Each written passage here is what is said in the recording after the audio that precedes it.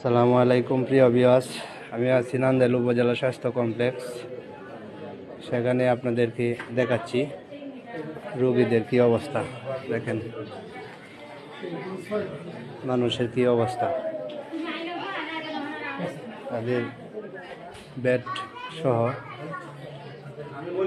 প্রত্যেকটা বেডে বেডে রোগী। রোগীর অবস্থা খুব সিরিয়াস, চিকিৎসা চলতেছে, কিন্তু তাদের যে অবস্থান শীতের দিনে অনেক কষ্ট করে